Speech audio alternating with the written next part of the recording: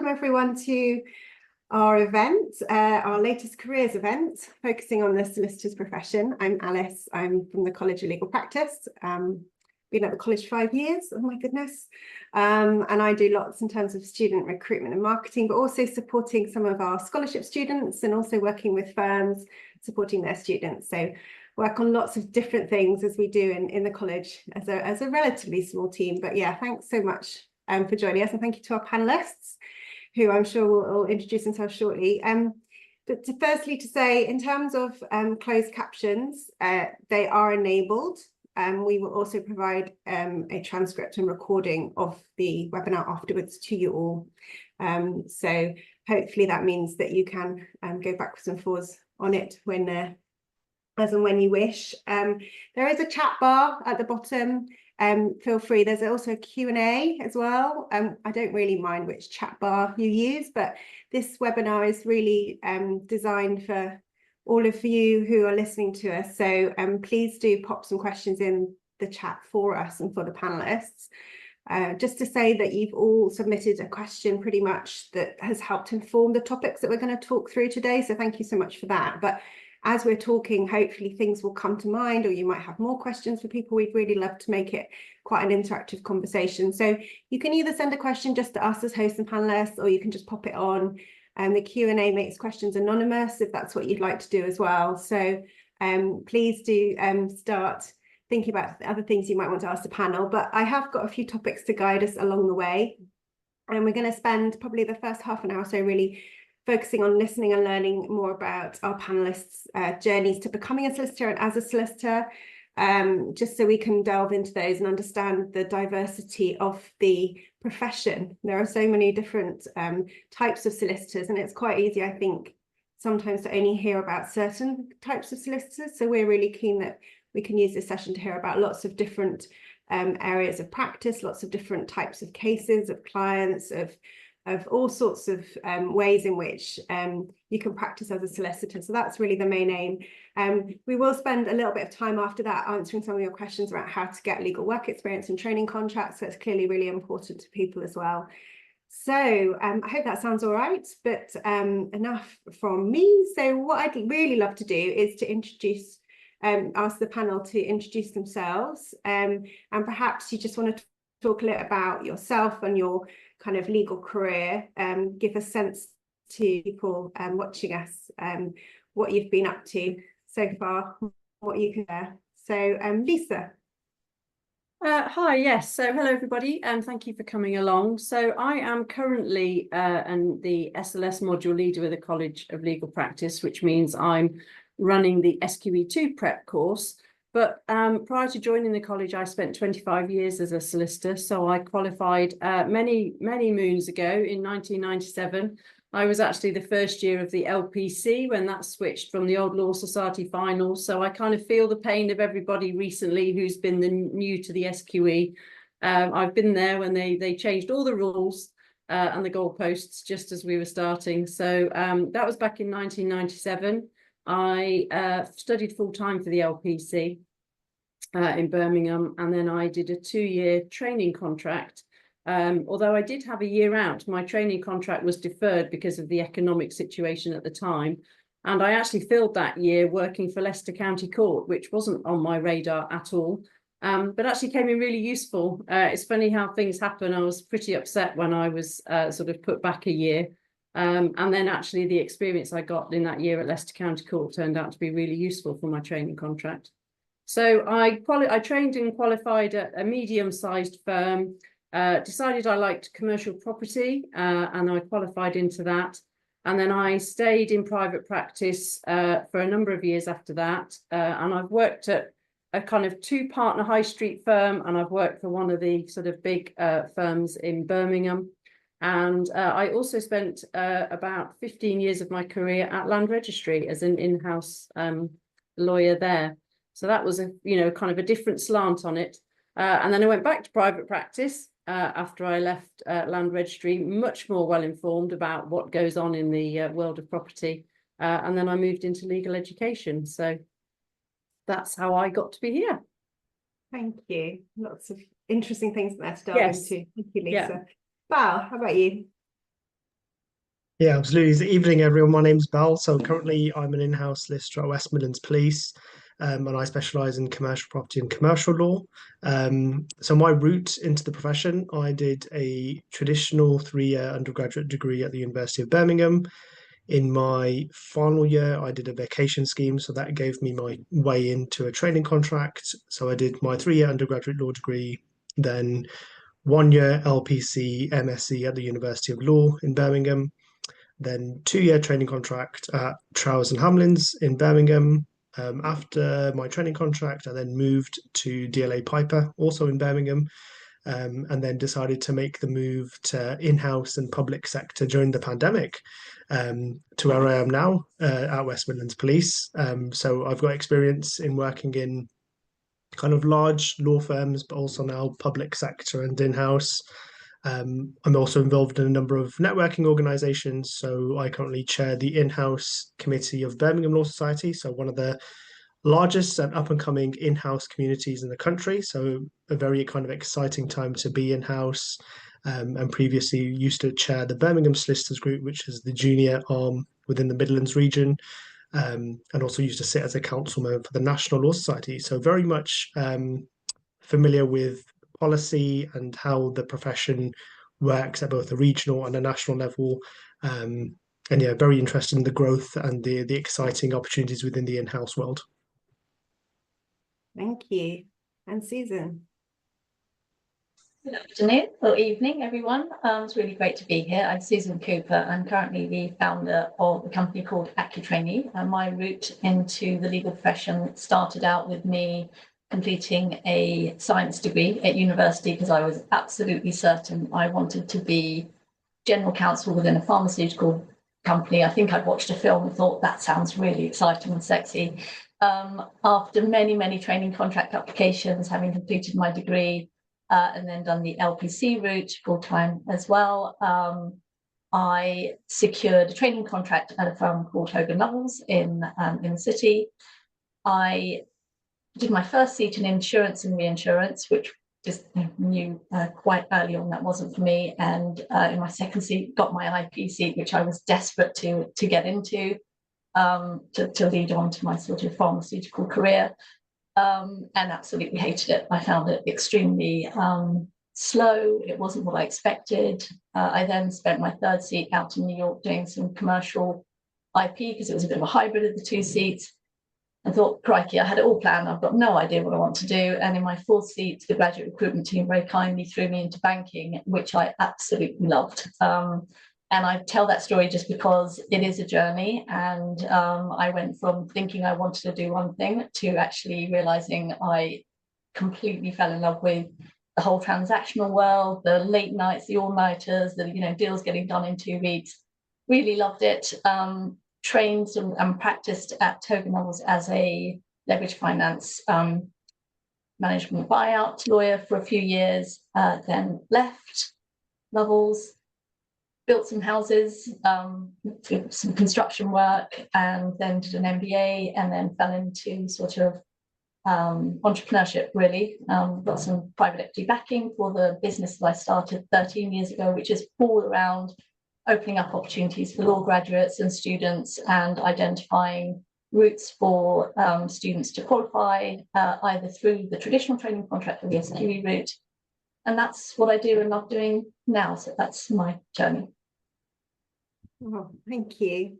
Right, so much in there to share with everyone. I'm going to perhaps stay with you now, Susan. Now I've got your journey in my mind. So what we wanted to explore now is just a little bit more about maybe that solicitor role that you ended up in, maybe a kind of early solicitor role, and perhaps what did you do day to day? So could you give us an example of what you were doing day to day to help people imagine what happened in that role, perhaps what kind of clients, what kind of cases you were handling?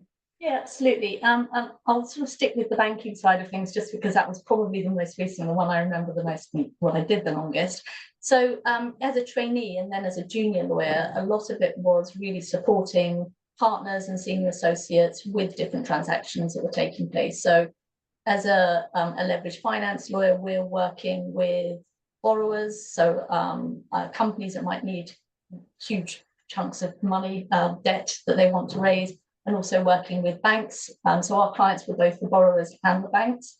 On transactions where this debt was raised, it was either because they wanted to acquire another company, they wanted capital investment for growth within the business, or there was a management buyout, which essentially the management of a particular organization wants to raise some funds so they can buy back a company that they are managing from, say, a private equity business. So our role on a day-to-day business was really ensuring that A, the deal was structured properly, that it was all legal, all the regulatory requirements had been satisfied, that the documentation that was revolved around that was, you know, in line with what our clients' expectations were. So obviously, if we were acting for the banks, it was ensuring that on, you know, in no circumstances could the bank not get their money back.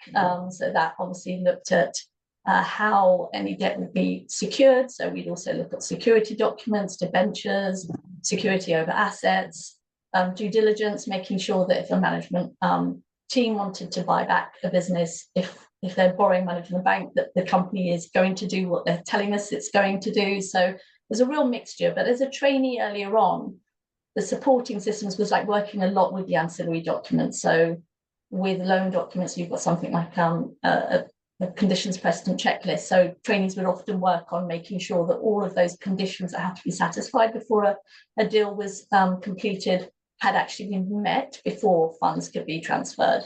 And that was quite interesting as a trainee, because you kind of got into you kind of got this sort of baby that you could look after and be responsible for and get a lot of kind of responsibility and autonomy around that bit. And then the more you kind of progress and develop, the more responsibility you'd have over some more of those bigger ticket documents. I don't want to go into too much detail because I won't be boring people at this stage, but that's sort of a day-to-day. But it often included really late nights. Deals would often complete within a 7 or 14-day period. So it was like, that's the time we have to get it done by. So we would stay there until it got done. So people mentioned, I'm sure we'll talk about this, so late nights and long hours, but it sounds like for you at that moment in your career, that was what you actually quite enjoyed. You were quite happy to do that. Yeah, and I think you have to sort of get a bit of a kick out of it, to be honest. I think the worst deal that, when I say worst, it was terrible. Deal that we did, I turned up on a Tuesday and then didn't go home again until the Friday, and it was just literally working 24 hours throughout that period. Thankfully, that sort of stuff does not happen anymore, because it is absolutely insane and you can't function, and there's, it quite honestly is robbing your clients of money, because you can't work properly and you're just charging them out for dribbling.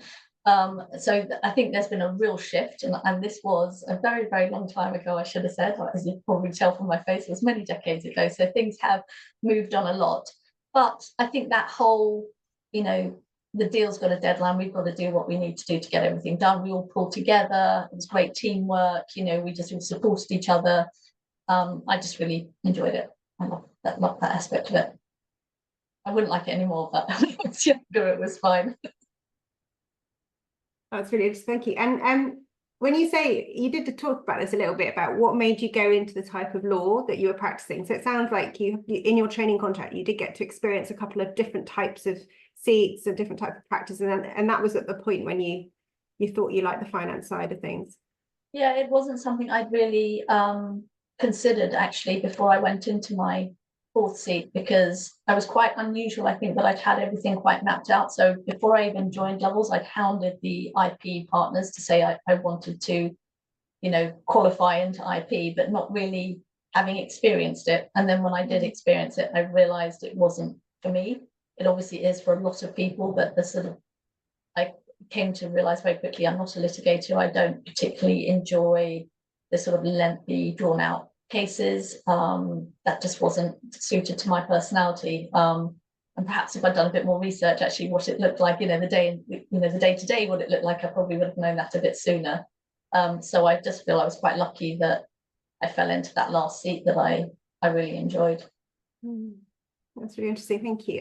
Bal, was that similar for you? How did you just start deciding which area of practice you were really interested in pursuing?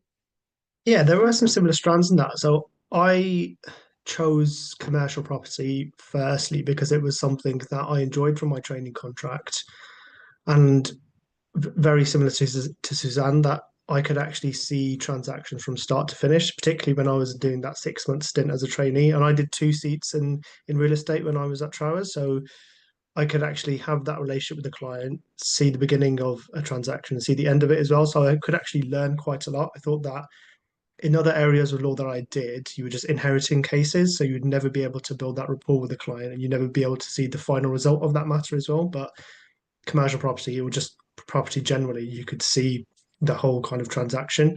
And I think at that time, I was kind of very aware of projects happening locally to me. So in kind of Birmingham, West Midlands, so there were some tangible results of the work that you did. I know there are some areas of law where you can work on something, complete it, but you'll never be able to see it or kind of feel it or like reach it because it's so far away from you, or it's, you know, not a tangible thing. So that's what pretty much drew me towards commercial property. And I guess that's what gave me my way into in-house, because at the time they were really after a commercial property and commercial lawyer, but they really focused on the commercial property element. So that gave me a really good standing in terms of kind of my growth into a commercial lawyer as well. So yeah, it started off enjoying something that I could see the start and finish of, and the real kind of tangible nature of it as well.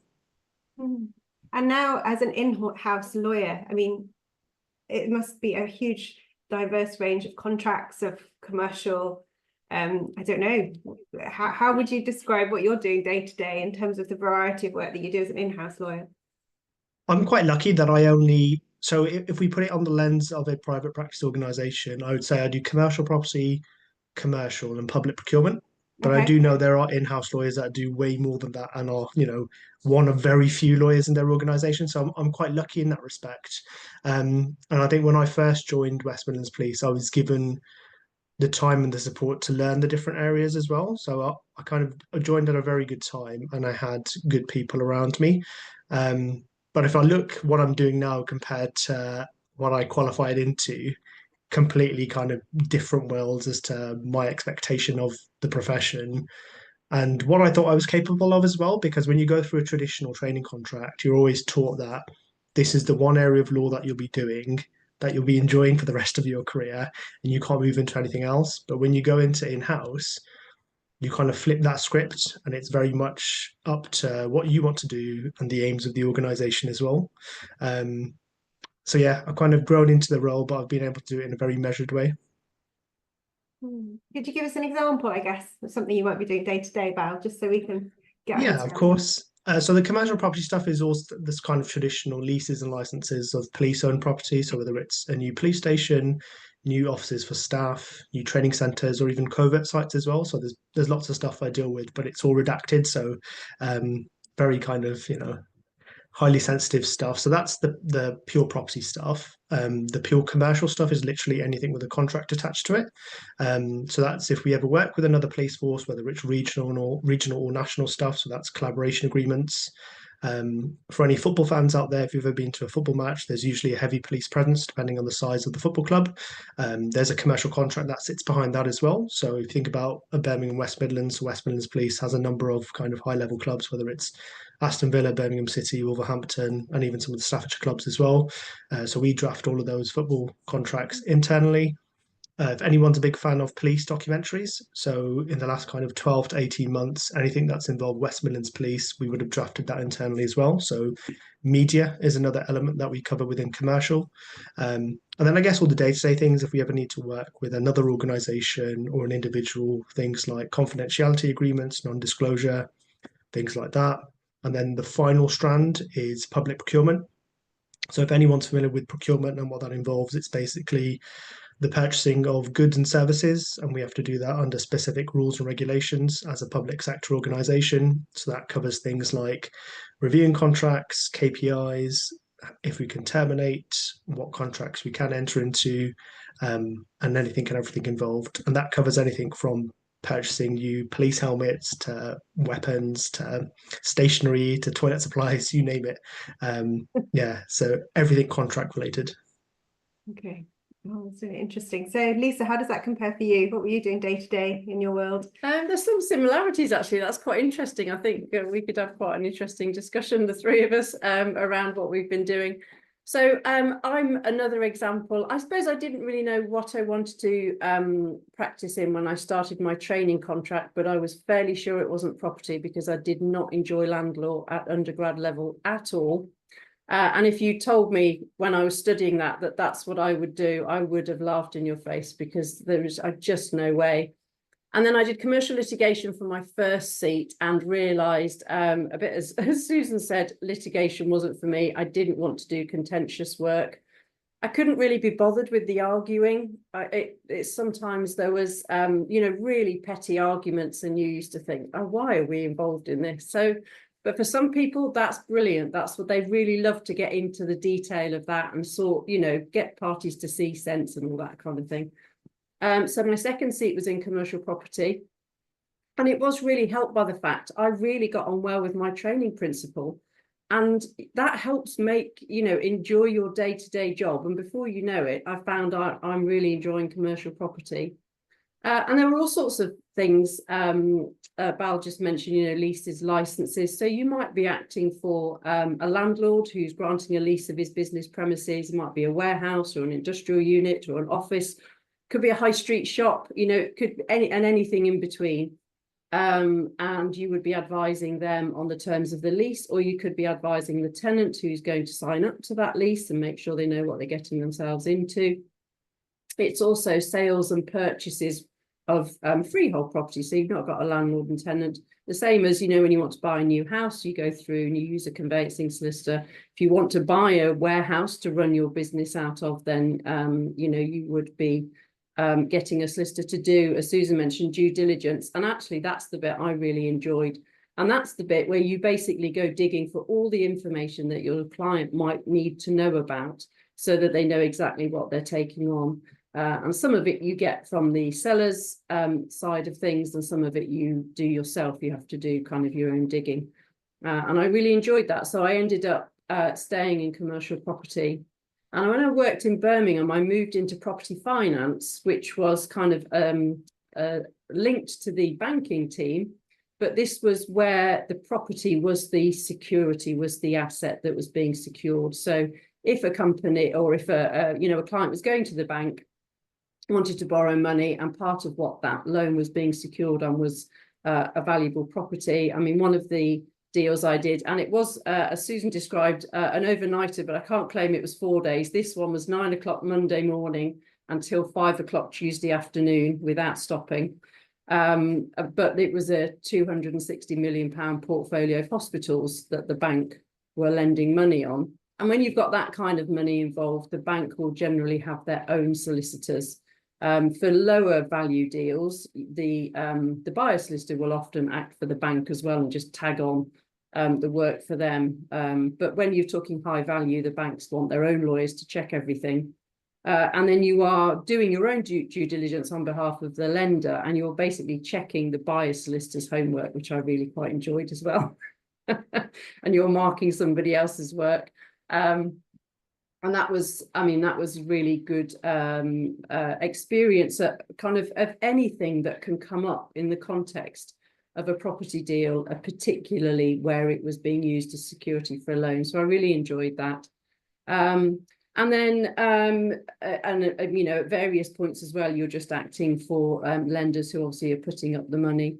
And then at land registry, and I should say in private practice, you might be acting for a one-man, one-person band who is just buying, the property that they need to run they manufacture widgets and they're going to make them, or you might be acting for a big organization who, is buying a whole portfolio of properties. So the scope is endless, really. And then I moved to land registry and found out all the things that can go wrong during the course of a property transaction that never even crossed my mind. And I have to say, for the first 6 months, I was regularly terrified by all the things that might have gone wrong that I didn't even know about. But one thing and again, at land registry, you've got the public sector side of things. So obviously the government are all over you in terms of how much you're spending, how much you're getting done, how many cases are being dealt with every day, that kind of thing.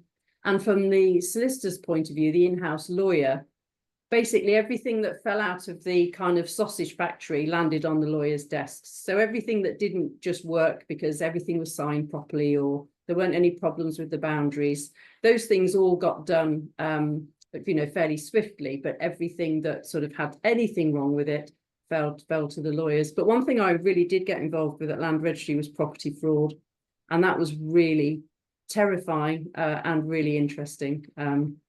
And there's a lot more of it than you might think.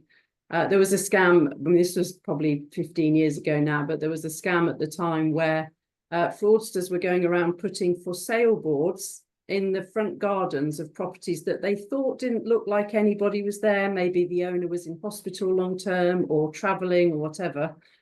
And with a phone number on it. And if somebody rang and said, why have you put a for sale board in my garden? Then they'd know that property was, somebody was looking out for it, and they say, oh, sorry, mate, wrong house, we'll get my chaps to come and take the board away. But if after about 3 weeks, nobody had rung the number to say, why have you put a for sale board in my garden? The fraudsters would then target that property, change the address for service and some other details at Land Registry, and before you know it, it was owned by somebody else.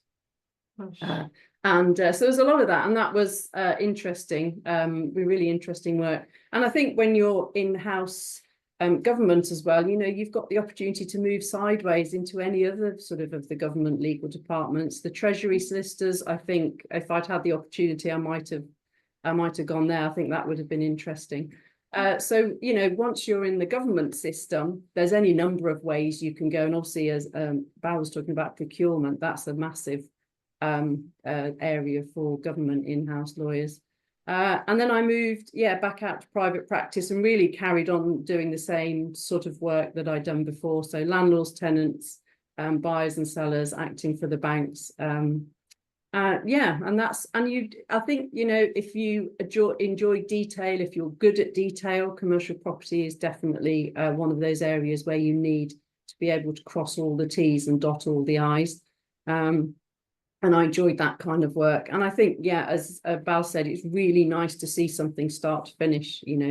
Some of those litigation cases get so entrenched, they run for years. And you kind of, you've just forgotten what the original argument was about by the time you have your day in court.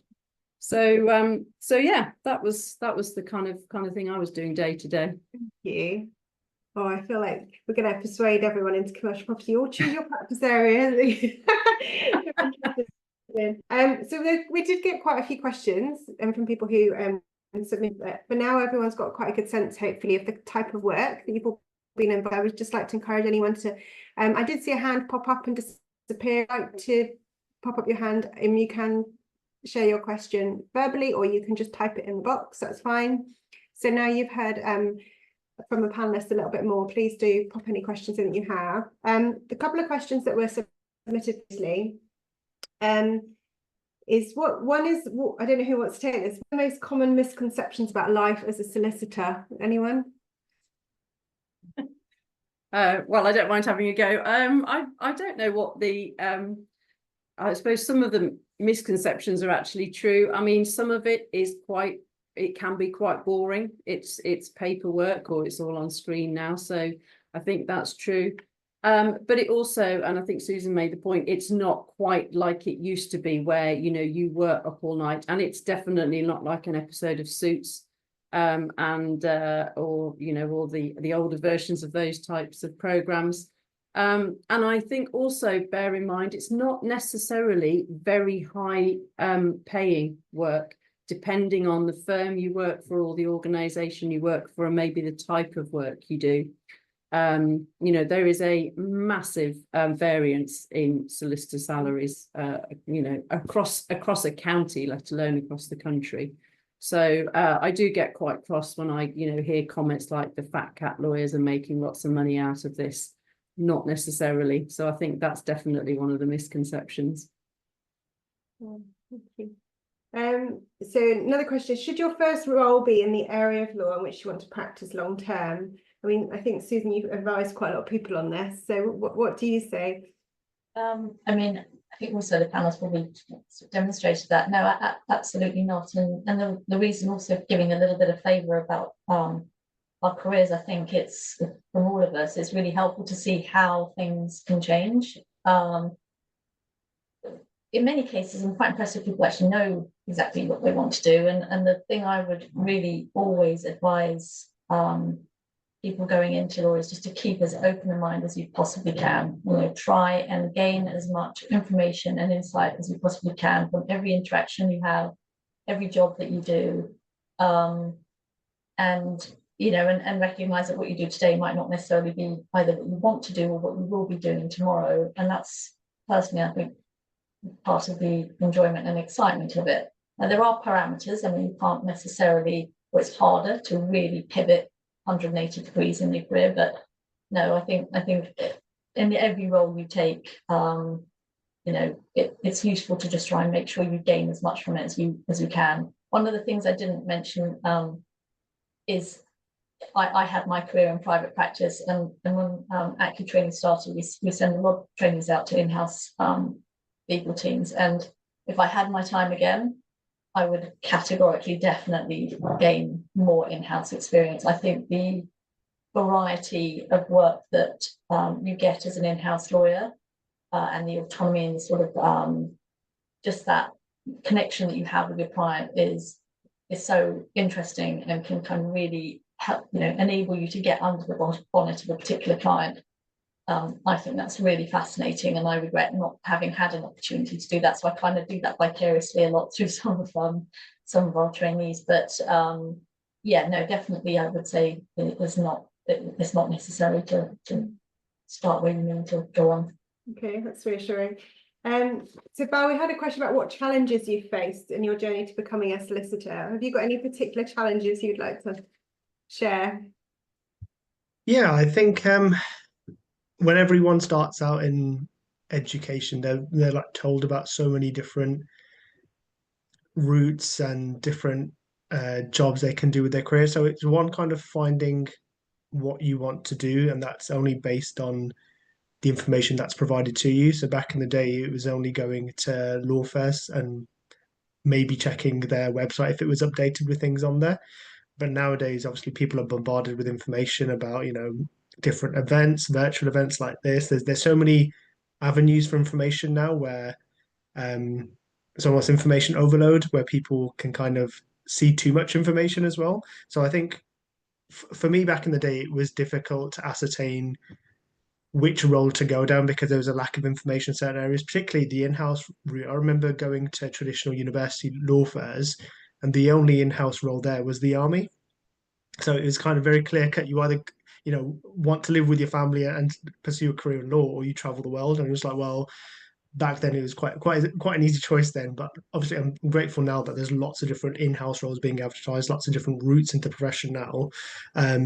So I'd say for people to kind of research and be informed about your kind of decisions going forward. And I think the process was always difficult as well. So when I was applying for vacation schemes training contracts, it's very competitive. And to be honest, even as an NQ as well, going for interviews then, it was very competitive also. But I think thankfully now with virtual and remote working, it's kind of opened things up for everyone now. When I was in Birmingham, people would often study in Birmingham and move to London because they wanted a better career. But now, because of the pandemic, you can work from any part of the country now and have still a very, very good career. So those are the struggles I face, but I think some of them have been mitigated over time. So at least I'll give this one. So a couple of people interested in how to become a construction lawyer. It's quite specific. Am I assuming that you know a little bit about that or not? It is quite specific. I mean, the firm that I trained at didn't have a construction department. So, but I think a basic or, you know, if you've done time in commercial property, clearly, and potentially, I think some civil litigation or commercial litigation as well would be good grounding for that. And I think that, you know, if you've got that and you've got a willingness and you can show that you really want to do that, if you can't get into a firm that offers that as part of the training program or the you know, qualifying work experience, you know, don't write it off as, you know, out of reach and unavailable. if you can get into one of those firms that has a good quality construction team, the big Birmingham firms do, the big firms in most cities will have good construction teams. So try there first, definitely. But I don't think you've closed anything off. If you've qualified, if you've experienced during your qualification period or your training contract, commercial property, I think would probably be the most obvious one. But it is, it's a big area, but it is still a niche area, and you won't find a high street, sort of 10 partner firm, generally speaking, has got a specific construction department. So I wouldn't say there's one route in. If you can get to the firm that offers it, great. But if you can't, don't despair. Try and do some property law as part of your training or QWE, and then look to move after that once you've qualified.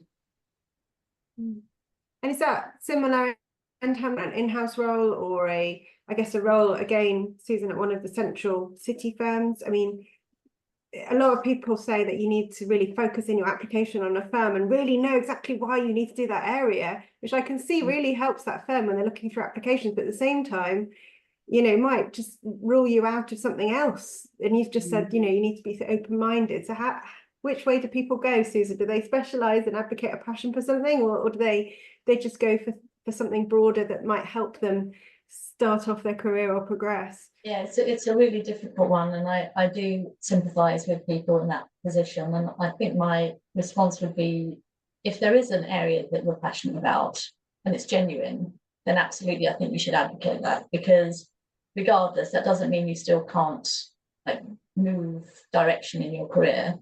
But I would strongly urge not to sort of try and sort of almost create the sort of interest or something where it doesn't really exist. And then it does come down to your skills of how you ensure that, how you communicate that as to, your openness to trying different things and the reasons why you want to try different things. It's a really tough double-edged sword, and it's one of the things I find really frustrating with the application process actually for many training contracts. I mean, the vast majority, if we're talking about private practice in law firms, the large majority do the same thing, they say the same thing. It's quite difficult to differentiate at times. Obviously, you've got sort of magic circle and then smaller, so there's real changes there. In-house is different because obviously you're focusing on a particular industry, or it could be a particular type of business, so you've got much more ammunition to kind of hold on to something there and demonstrate why that particular organisation might be a really good fit for you. But I think it's hard. I think it's too much to ask of people at this stage. And I certainly know from, both from my experience at AccuTrainee and also my personal experience, the vast majority of people at this stage neither do know or really should know what it is they want to do. That is the point of the early stages of your career, to kind of explore different things and get a sense of what it is you like, because you haven't done it before, so how would you know? And so I think there's a danger of overcompensating that and almost making it sound like you know a lot more than you actually do, and sometimes that can backfire in a selection process. So yeah. Not sure we'll come back to that. That's interesting. Yeah. Thank you. So there was a question about what skills do you consider most important and how do you develop them? So the solicitor skills are quite broad ranging, aren't they? I mean, I don't know which ones you pick out to help people develop or focus in on. So I guess I'd think about what I was thinking about when I was applying. So I utilised all the skills I picked up from school, sixth form, university, and that kind of propelled me into kind of VAC scheme and training contract application. So I was heavily involved in sport. I was very nerdy, so I was into student council and things like that. So it's all the experiences and things you can get involved in at your level. So if you're, I don't know, university, that includes part-time jobs, volunteering, all of those things that you can use in the application process at the interview stage that will get you to the next level. No one's expecting you to be perfect presenter or drafter or any other number of skills that most solicitors will have. They want to see those core foundational skills that they can use to then develop you as a professional. So yeah, utilize all the kind of forums and the communities you're part of now, because that will get you to the next level.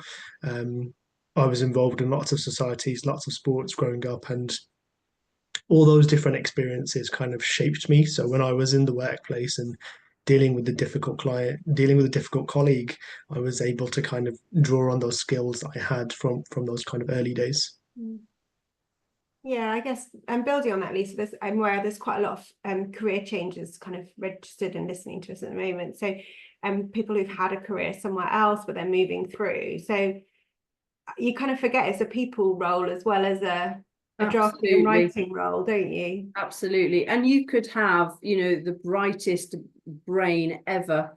But if they can't, if you can't communicate with people in a way that they can understand, or they feel some kind of relationship with you, that they trust you, or that listening obviously is massive in terms of getting to know your client. I think what Susan said is really true. When you act for, you've got, say, 30 different case files open with 30 different clients, it's very difficult to really understand their business, well enough to advise on all aspects. Obviously, if you're acting in-house, you know exactly who your client is, because it's the West Mercia Police in Bal's case. So, you've got to be able to show when you're acting, again, for lots of different people, that you can turn your attention to what they're saying, and you're paying attention and you listen. And I think soft skills and transferable skills are really relevant.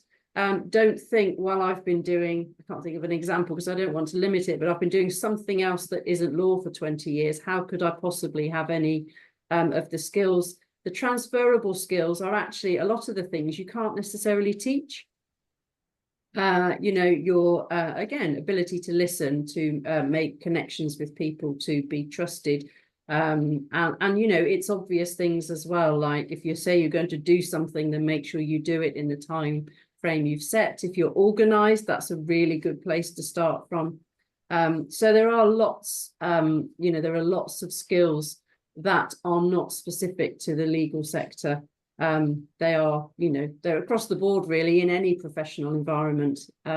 So again, for people considering a change, and when you're thinking about applying, I mean, it's not my specialty because I haven't done it for a long time, but when you were thinking about applying for jobs, really try and bring that out, all of the skills that your transferable skills, your people skills that you can bring to the role. And you can, make it very clear you think you've got all these skills, which will help you. And I think that's that's not forcing it in any way. I think you just need to think about it and think, actually, I deal with difficult people in, in whatever role. And you will get difficult clients. It goes without saying. So, yeah. Yeah, no, thank you. Okay.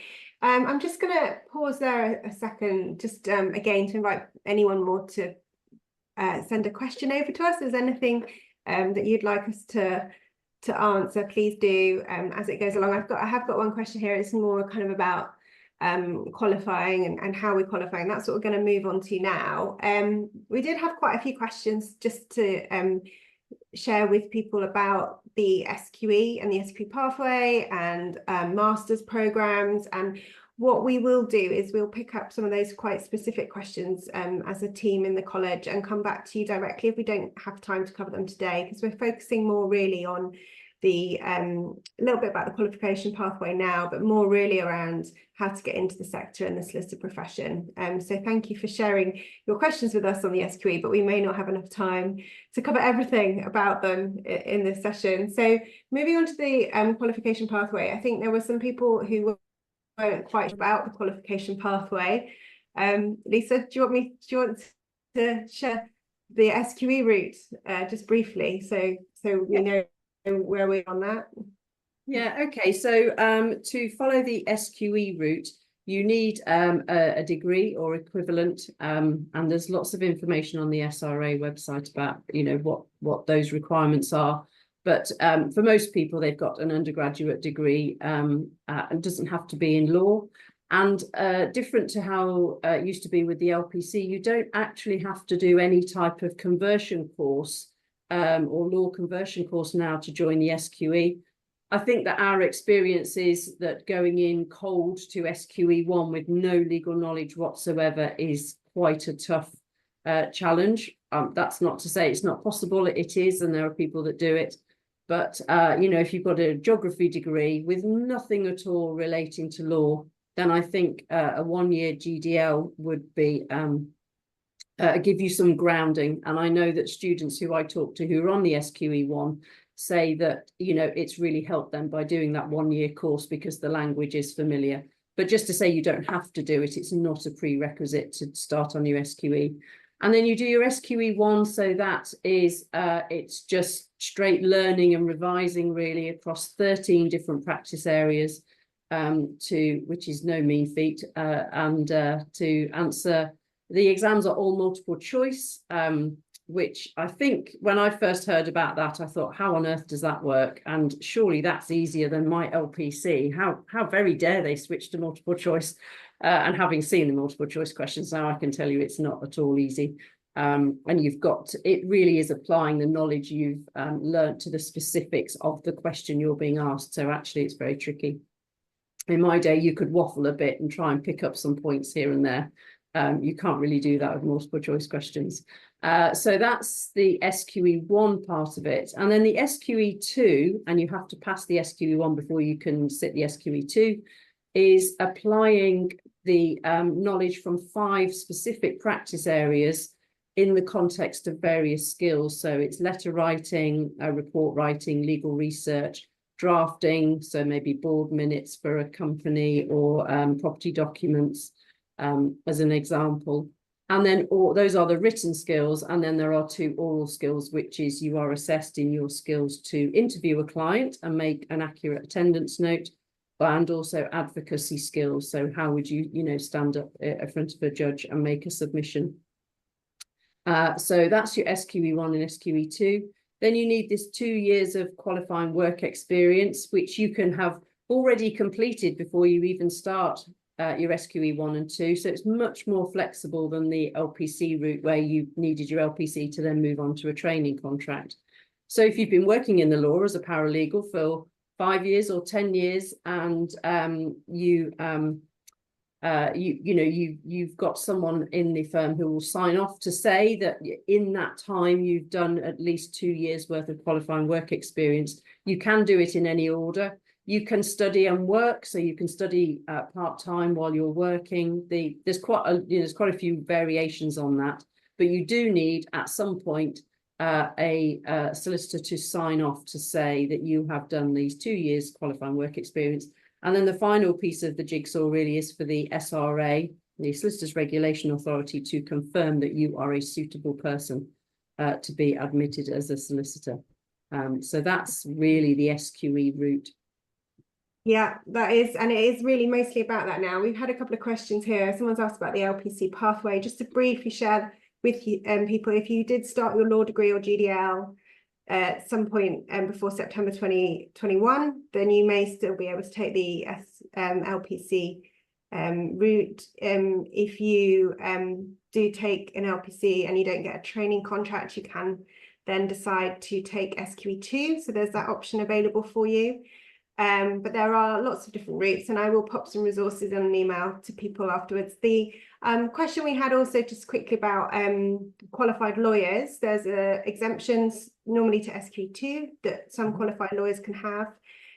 So you may just need to do SQE1. So if you, I know there are some qualified lawyers who are watching, so it may be that SQE1 is all you do need to become qualified over here. So yeah, lots of different options now, lots of flexibility, and we're just going to talk a little bit about qualifying work experience now, because we had quite a lot of questions obviously about how to get into the sector. In terms of, I'm just having a little look at these questions. So we've covered kind of the route overall. I think we're probably, in terms of the SQE, we're probably not going to go into too much more detail there. So I think maybe just starting to talk about how to get into the sector and how to get that first legal job. I think we've got quite a lot of questions here before we talk about training contracts about how to get work experience and how to gain QWE whilst also working and obviously funding your way through your career. So who would like to help with getting that entry level position? What would your advice be? Susan? It's tough. I mean, it's a tough market. It's feels like it's getting tougher all the time.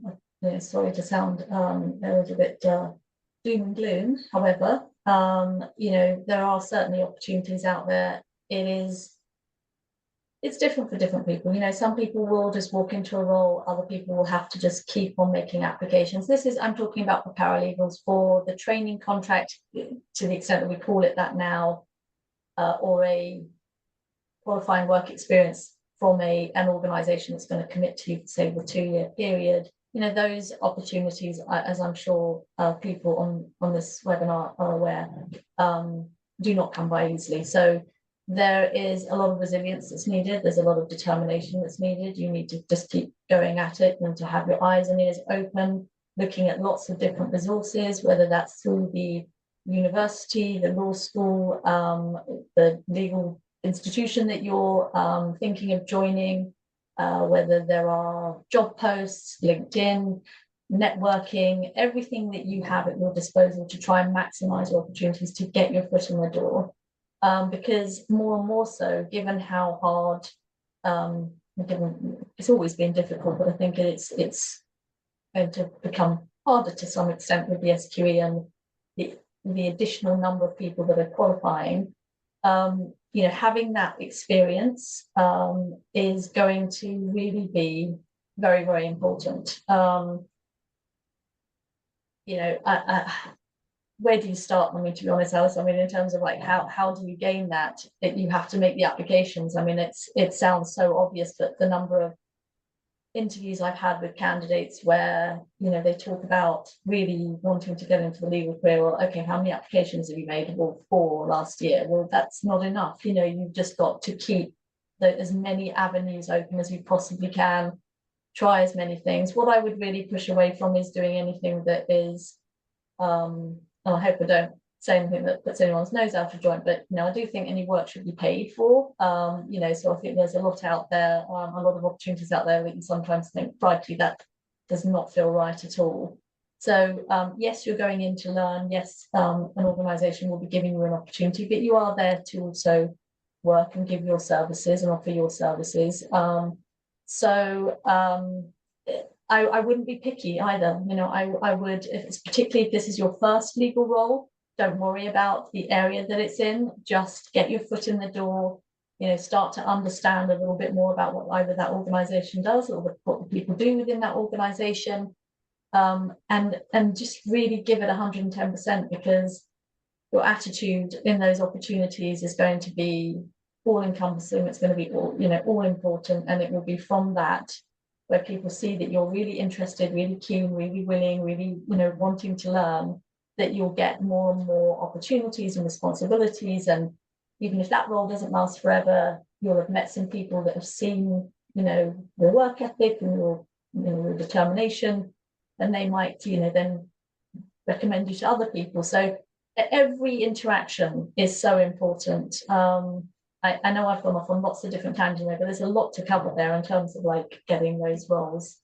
But I think it's also that something you said, it's the value of like a graduate entry role. I'm seeing them now. We're more aware of those. We try and share them with our students alongside the traditional training contract opportunities. The graduate entry roles, you can start straight away. You can get into a firm. If you do have a law degree or a GDL, you have some legal basis. And I feel like some of those roles, they're growing, and actually people aren't always saying, actually, I don't need you as a trainee yet. I need you to come in and actually, as a graduate, start working with clients and you can get that experience that way around, even as a kind of assistant, if it's not a kind of paralegal role. But the more I look for those kind of roles, there are quite a lot of them out there, as I think sometimes see quite a lot of the heavily, obviously, advertised training contracts. You don't realise the breadth of opportunity for graduates. Bal, what do you think?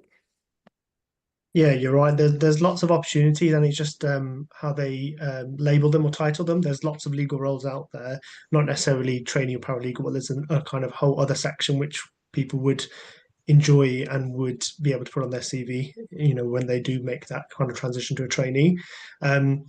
Back to how to kind of get the foot in the door. If I was a student or graduate now, and I wanted to get a legal role, particularly in-house, and I couldn't get through a direct route, I think my strategy would be to get any level entry role within that organization, get it into something I'm interested in. For example, if it was local police force, I'd get involved in policing, get a job there, get my vetting, work hard at that role, and then position yourself like, yeah, I'm interested in the legal department. And then as soon as those legal roles come out, most in-house organizations advertise internally first before they go out externally. So you're probably best placed by getting that other role and then angling yourself within legal. And to be honest, it's a two-way thing, because if you go into the organization, don't enjoy it, then you just shift on, move somewhere else. But if you get in there, enjoy it, then you're one step ahead of anyone else that applies for that same role. So that's kind of my strategy for an in-house legal role. And then kind of generally for more other kind of legal roles, I'd say don't be afraid to rely on your non-legal work experience as well. I've been involved in so many interviews where candidates are very shy about talking about their non-legal work experience. They think that everything they need to talk about is all law firm related, but as long as you demonstrate your core skills, that can transfer to any interview, any application you put through. Yeah, thank you. So we've had a couple of different examples here. I guess we've talked a little bit about career changes and more mature entrance into the profession and those transferable skills. I think we've touched upon that. In terms of thinking maybe more about training contracts and those more formal processes, or even just application processes. I mean, Lisa, how do you try and advise someone to help stand out when they're doing those kind of application processes and forms?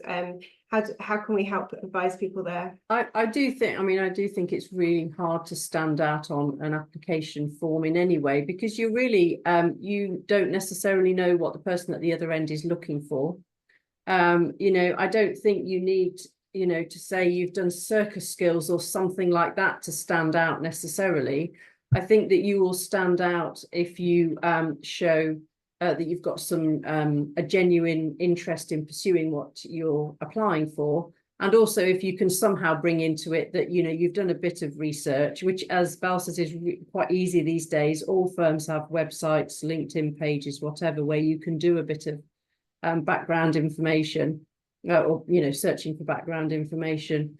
But I think one thing I would say is that the profession is in a little bit of flux at the moment, because there are still the traditional training contracts and firms who are maybe advertising that they've got training contracts to apply for. But it's been increasingly the case, and it's been happening even before the SQE, really, over the last 10, maybe 15 years, where taking on trainees cold, if you like, was actually quite risky, because once you took them on, you really had a responsibility to see them through a 2-year training program, even if it became clear after the first 3 or 4 weeks that they probably just really weren't suited to it. So that, for smaller firms, maybe, made them a bit less keen to do that, because the financial outlay for that is, and then you've got somebody at the end of 2 years, you're not going to offer them a job. So it became more and more common to take on paralegals and maybe legal secretaries, you can call them both the same, they could be doing the same work and called different things, but any of those kind of assistant jobs, paralegal jobs. And basically you were, without probably even realizing it, in a very, very long interview process. And, you can take on paralegals, and if it becomes clear that they're not suited to your organization or to the role, you don't have to see it through for any particular amount of time. But then if you get, you take on 10 and that in 1 year's time, you'll be able to offer them 4 of them a training contract. So I totally agree that the first step is to just get in the door if you can. I mean, if you get in the door and all you've done for 6 months is photocopying, maybe you want to see if you can, maybe try somewhere else. But that is a really good way in. And I would just say to anybody, don't be put off by the paralegal role rather than a formal training contract. And I think they'll become fewer and far between as well, now that the QWE, the qualifying work experience route, is in place, because again, in the formal training contract, it used to be an employer had to offer different areas of law. You had to do some training in contentious and non-contentious law. That's no longer the case. So I would just say, don't be put off. If, you know, if there's a role being advertised, and it's in the firm, I would, you know, if you go for it, if you can, and, you know, see how it works out. Yeah, thank you. Well, thank you. We've got some more questions, so thank you very much for adding them in. I'm just gonna have a little look through these. Alice, can I just add something Yes, quickly of course you can. picking up on what Lisa said? And I think, you Yeah. know, some of those challenges that organisations have is exactly why, you know, the AccuTrainee model was introduced, you know, to try and remove a lot of those challenges and give a lot more flexibility. So, you know, we seek to sort of design different training contracts based on the individual, but the qualifying work experience, it's got a lot of flexibility and a lot of benefits to it. But one thing since the SQE started, we've been hammering on about is what also happened with the SQE is that the responsibility of an organisation to take care of you over that period of time sort of also fell away. And so when you're doing those, you know, the work experience, qualifying work experience, if it is that, or paralegal role, it's really important to make sure that you're gaining that experience. Exactly as Lisa said, you know, if it is really low level, highly commoditized work, do move on after a while if you feel like the organization's not giving you that responsibility and the opportunity to develop your skills that you need, because it's such an important period of your career. And you know what we could see then is people doing qualifying work experience which actually isn't very good quality, and whilst they might pass part 1 and part 2, they then just find it very, very difficult to get an NQ position, a newly qualified position, because when they're in interviews, they can't really discuss what it is they've been doing apart from very low level work. So I think that's one of the downfalls of the SQE, is that it kind of puts that responsibility at times on students. Not always, obviously, because there are lots of organisations that have great training programmes, etc. But actually that's quite a big ask as well. So I just wanted to throw that in. Yeah. And actually there's the apprenticeship schemes are examples where there is an onus still and very much on the work that you do and reflecting on that work, and the organisation needs to keep developing you alongside the SQE training. So I don't know if anyone is thinking about apprenticeship programmes, but we would absolutely be recommending those as a great option. There's a graduate entry, and there's obviously a kind of lower entry solicitor apprenticeship scheme as well. They're increasing in number at the moment, so there are definitely opportunities to get into the profession too. So we've had a question, and I think the first question we got was from a foreign lawyer doing the GDL, and they were looking before qualifying to find a job with visa sponsorship in the UK. And we do have quite a lot of international students, actually, I think, Lisa, don't we? And it is difficult that if you're trying to come over to the UK and you need that visa sponsorship, because that's just an additional demand on top of the competitiveness of the processes. So and any best scenario is to find a job after qualifying as an NQ, but having lots of experience as a foreign lawyer. I mean, I have seen through the SQE, there are quite a lot of foreign lawyers, Susan, there are quite a lot of international students that do come over and forge a career here, but I guess it's not any easier for them. That's my... It's not, but I think again, and I'm sorry, I can't remember if it's Lisa or Bal that mentioned this, it's really important to absolutely seize that and seize the sort of experience that you have gained as an individual, whether it's as a career changer or as a foreign lawyer. You know, there will be organisations out there that see a lot of value in your previous experiences, and part of the skill is identifying which organisations they are. And I think that certainly gives you potentially a smoother way in. The visa restrictions, I think that is, certainly is still challenging. And obviously there are searches you can do online to understand which organisations would be willing to sponsor you in the first place, and actually, you know, targeting those as a first step. But it's tough because, you know, the way that the market is right now, you know, you're really looking to identify something on top of all the other things that you need to demonstrate to show why you should be selected, and it isn't easy at all. That's not, sorry, that doesn't mean to say I'm trying to encourage it. It's just that's the reality. I think that is the reality. I think we've got one here. Do you think by sitting and passing SQE1 will give you extra leverage into a first legal position? I think anyone passing SQE1 would be looked upon very highly. That would be my view. Yes. In terms of thinking about a legal position, if you haven't got a legal position already. So I think my answer would be yes. I don't know in reality where that is, but I do know that some firms take people at very different stages now of their careers, of their education. So some actually will only take people after they've, say, got an LPC, for example, previously. I don't know, again, Susan, is it moving towards with the different routes? Yeah, so sorry. Yeah, with the SQE, I think what we will look for is someone who's had some form of legal training. So if they've done a law degree, then fine, and we will, you know, be working with them whilst they're doing the SQE part 1. But if they haven't done that and haven't had that, we will have to have that just as by way of, you know, a way of demonstrating to a client that we're sending them to, that this individual has some basic foundational knowledge of law.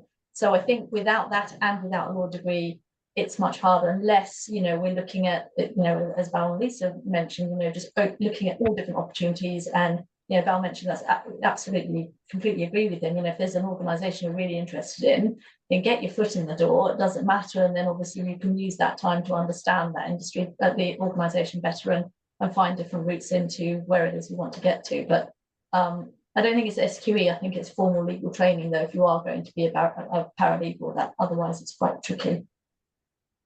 Yeah, I think maybe one thing I would just add to that as well is that if you've got SQE1, you've passed it, and you're applying for paralegal positions, anybody you're applying to will know, because you've got your SQE1, that you are looking for you know, qualifying work experience eventually, even if you're kind of on trial unofficially for a few months first as a paralegal. And I suppose if you get a kickback because actually the firm you're looking at has absolutely no intention of making sure you get qualifying work experience, then that would be quite useful. Just move on to somebody else who values the fact that you've got your SQE1 and might therefore be looking to, you know, give you the work, and is hoping that you will become a newly qualified solicitor, you know, a year or 2 down the line. So I think having the SQE1 is a really good, you know, sign to say to an employer, I'm really serious about this. But it could also just to say that if you've got employers who just want to take on a never-ending series of paralegals and have no intention of ever taking any of them on as newly qualified solicitors, you know, if you get that impression, then they're resistant because you've got your SQE1, then I think that's probably a good, like, waste of time avoided, and move on to somebody else who sees it as a good thing. Yeah, thank you. Yeah. Bal, next question is, what's the one thing you wish you'd known about your area of law or legal profession when you were just starting out that might have influenced your choices early in your career? Oh, good question. I think for most in-house organisations, I think the 2 biggest areas of laws are probably commercial law and employment. So I wish I did seats as a trainee in commercial and employment, and that would have given me even better footing now for an in-house career. Yeah, okay, that's helpful, thank you. I'm just going to go to this. We've got one in the chat that's been there for a little while, so I can see someone's asked quite a lot of questions, so I might come back to you separately as well on some of them, if that's okay. But when are you eligible to specialise in a particular area of your legal career? From I guess yeah, I mean, some people can end up just doing one area, even just as a paralegal onwards. Not that that necessarily is great, but some people do stay in one area of law before qualification as well. Is that right? And after qualification, I'm presuming it is more unusual. Is that correct? To then switch, but you can switch again as you go up. But it's harder, and I think it's again it boils down to how much you want to make that change and what your sort of rationale is behind it. Yeah, but it's possible, certainly. Okay, Prince, I'll pop an email back to you tomorrow again, some of your other questions about the college and the student ambassador role and things like that, if that's okay. So assessment centres, could you please provide some advice on how to practice case studies in preparation to an assessment centre? Now, I can't say I know too much about this. Has anyone else had that experience? And I'm not sure by case studies that might be difficult to apply. Yeah, I mean, you get lots of tasks, I guess, don't you? Do you get all sorts of tasks? Every time someone tells you about an assessment centre, there's a different task that happens. It's quite a team building sometimes, and you're just seeing how you're working together as a team rather than being a case study sometimes, isn't it? Yeah, I guess if that's what no, I thought there might be a follow up to that question. I mean, you know, it is all about preparation for assessment centres. That's the most you can do. I always advise people to reach out to the organisation that's offered you the assessment centre, get as much information. Some people feel like they can't call the graduate recruitment team or the recruiter to pick up the phone, ask as many questions as you can to get as much ammunition as you possibly can.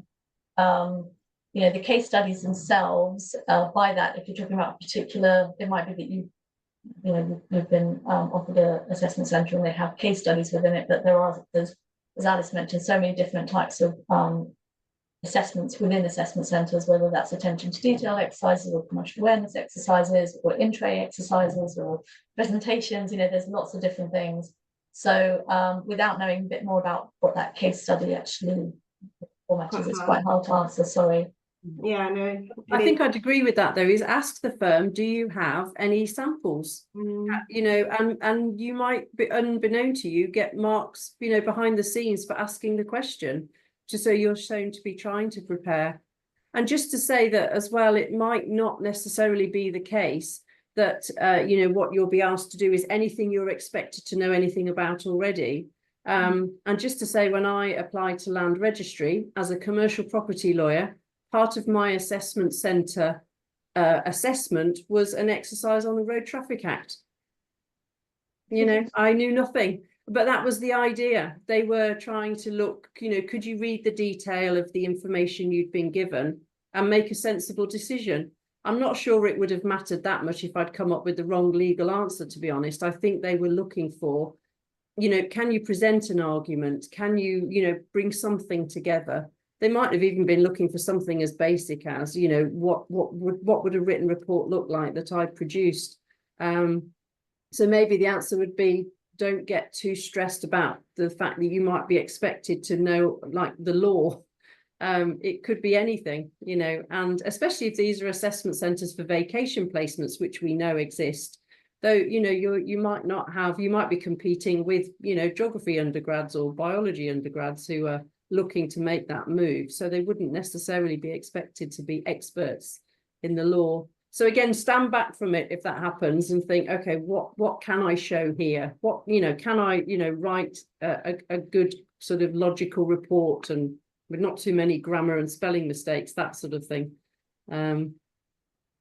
Or ideally any grammar or spelling mistakes. Yes, Even better. Yes, none at all. Yeah. And so and I think the person who asked the question just put a bit of follow up in it. It's about maybe that's all they've been told. So it's trying to unpick it and understand it, isn't it? So you can prepare. I would say to that person, as exactly as Susan said, get in touch with whoever's been in touch with you and say, are you able to send me any more information or a sample of a previous one that I can have a look at? If the answer is no, but at least you know the answer was no for everybody. Yeah. Thank you. So Susan, what do you think sets AccuTrainee's model apart from traditional routes? And how do you think it helps shape the future for aspiring solicitors? Well, I mean, so in terms of how it sets it apart, I mean, we look to sort of adapt and adjust the training contract or the period of qualifying work experience in line with the individual's career goals and aspirations. Now that it sounds much easier said than done, you know, and in many instances, you know, it's not always possible to find the absolute perfect secondment opportunity that someone is looking for, but we will do our absolute best to sort of try and mold the experience around each individual. And, you know, and everyone that sort of goes through our process comes to us at very different stages in their career, and also with different ideas, I guess, in mind of what they're looking for. Some will know very early on the route that they want to take, the practice area they want to get involved in. Some won't. And so we really sort of work with the individuals to try and support them in kind of getting the most out of the experience. But I guess in terms of the model itself, it was introduced quite a few years before the SQE, but is kind of what the qualifying work experience looks like now. So we send people to up to 4 different organisations, ideally a mix of private practice and in-house, but sometimes they will stick with one particular side. again, based on their preferences or the availability of opportunities that there are. But there's a team there, you know, we really work closely with the trainees to try and ensure that they're getting to the end of that process as very well-rounded solicitors, and that's kind of very person-centered. It is, and I think it's, which is one size fits all often, isn't it? yeah, no, absolutely, and I think that's kind of represented in what our trainees go on and do after they qualify. Just got some time. We'll just to take the last couple of questions. Bal, can I ask why commercial employment specifically? I'm an in-house paralegal with experience in regulatory family law and starting the LLM with CULT. That's great, but unsure what to qualify into. So first, I say it obviously depends which industry sector or organisation you're part of, but having come across lots of in-house lawyers, the kind of main themes are kind of commercial employment. If you think about any large organisation with lots of employees, it will need an employment team, a legal employment team. And again, any large organisation will no doubt have to enter into contracts, so that's commercial. So for me anyway, those are the two key ones that come up for me. And if I had to do my training contract again, I would definitely get a commercial seat and I would definitely get an employment seat. Yeah, okay, thank you. So someone's been applying for lots of paralegal roles and lots of firms require you to already have had the experience of 6 to 12 months experience for the entry level or not position of a paralegal. So I guess there's quite a lot of people who are stuck in this situation where they everything that we have said, you know, we're being creative with the experience that people have, but fundamentally they're asking for experiences into a paralegal role. So I guess maybe just time for one last tip or advice that you haven't shared or covered, maybe between you to share with people about how to get into that paralegal role or entry level position. I think it's really difficult, and it's something you see actually across other industries as well, that you know, at graduate level or any level, you know, people who just because of their age and the fact they've been in education won't have had experience yet are being asked for experience for entry level roles. And I see that quite a lot on LinkedIn, people posting in all sorts of sectors. So I don't think there's a magic answer, unfortunately. I think it's a keep trying. And I completely agree with Susan that, you know, if you are giving your time to somebody, then you should be paid for it. But maybe you could, you know, try somewhere that will let you do a week or a month if you can afford to do that. But that's a luxury for somebody who could afford to do that. But I don't think, from my experience, I don't think there are any magic answers. I think you just have to keep going until you find someone who will take. How many letters did you say when we met early? So you wrote to get your. When I was second year undergrad doing my law and business studies degree. And I wrote and hand wrote in those days because we didn't have word processors. I hand wrote 126 letters applying for training contracts. So and that was in the days when you made a mistake, you had to call them up and ask them for another paper copy to be sent in the post. So no complaints about applications there. Yeah, or you had to start the letter again because you had to handwrite a covering letter as well as the form or whatever they wanted. So yeah, I did 126 in one summer. So, you know, sometimes it just takes real, you know, gritted teeth. Yeah, thank you. And Susan, what would your... It's an awful catch-22, isn't it? And we get this a lot with candidates that apply to us. Being really harsh about it, I think in order to maximise your chances, you have to kind of try and make sure that everything else is as good as it can be. And that includes, you know, that there are no mistakes, that your CV is completely accurate, that you have tried to do as many of those extracurricular activities that Bal mentioned and get those out there. You get across your passion and your enthusiasm and the fact that you're the kind of individual that is going to really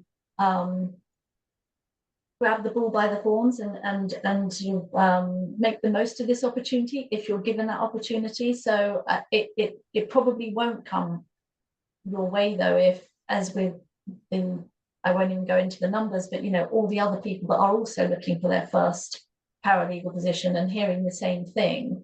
But they obviously do happen because every single paralegal that has got 6 to 12 months experience didn't 6 to 12 months ago. So they do come about.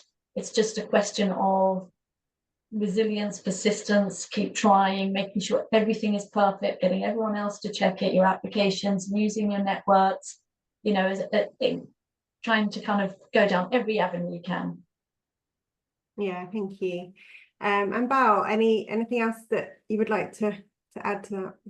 I guess the networking is a big one. I think just leverage yourself. If you've done all the applications, you've tried everything else, just try to network. So whether that's joining your local JLD group, your local law society, the National Law Society, any professional groups that are within your kind of area or remit, join them. Sometimes it's about being in the right place at the right time. So make sure you're out there, build your social media network with other people that are in your position as well, because that's kind of the best way to find out about roles or opportunities. So network is a big one for me. Yeah, thank you. Well, thank you all for joining us. Thank you for your questions. I've got a question that about the College of Legal Practice's support for career applications. I mean, we focus more on the SQE training. I will be honest, as a provider, we try and give the best value that we can at some of the most affordable prices. So all of our efforts go into helping you train for the SQE, LLM and GDL. So we don't have a big careers team at the college. And we put on events like this. We do have some career resources, but it is pretty much focused on the SQE training, I'll be honest with you. So thank you for that question. And yeah, any other questions that come through, please feel free to email them and send them over to me at the college, and we can carry on trying to answer them. But for now, thank you for staying and listening. I hope it was helpful. Love to hear from you. So do pop something in the chat if you feel it was useful for you today, because that helps us understand the kind of events we should put on in the future. But yeah, thank you, Bal, thank you, Susan, thank you, Lisa, for your time this evening, and have a good evening. Thank you. Thanks very much, Alice. Thanks, guys. Bye. Bye. Bye.